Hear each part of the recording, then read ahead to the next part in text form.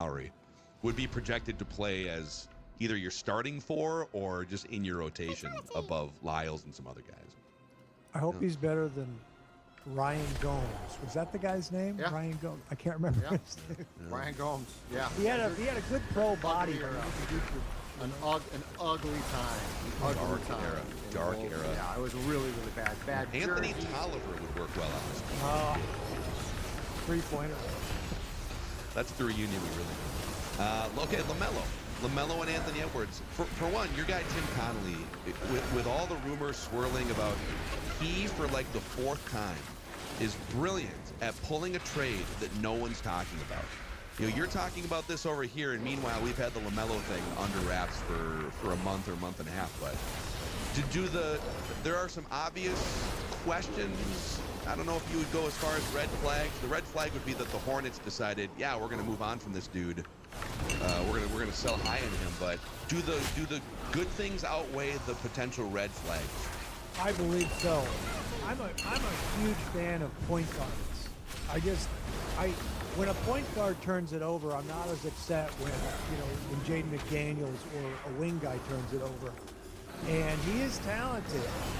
We need to prepare people like Judd, who grew up watching George Mikan and Slater Martin and Vern Mickelson, that there's going to be some weird one-footed three-point shots, unorthodox shots from LaMelo. But I love passers. I love Ricky Rubio when he couldn't shoot, but I love Ricky. So I know it's going to take pressure off of Ant, and I also know they're going to get some easy baskets because he has the court vision. So my big question, I have a problem with his field goal percentage, but I have a problem with a lot of guys' field goal percentage. My big issue with him is durability. He better stay healthy, man. Oh, that's huge, yeah. Now, in your point guard comment, you are, much like me, showing your age. People of our generation love point guards. I've always tried to tell Phil, because in retrospect, it looks like a bad trade. But the night that the Wolves flipped in the draft, McHale flipped Ray Allen for Marvin. I'm not sure about you, Kill, but I was ecstatic, because it finally gave the Wolves that point guard that they had been lacking. Mid-90s, different era, I get all that. But I'm with you. If you can see the floor, if you can pass, and if you can shoot, it helps a lot, don't get me wrong. But yeah, the traditional sort of point guard or guys that can play that position, in my time, I'd love that. So like this is, if you, like when you decide now, well, we're going to go with point A, right?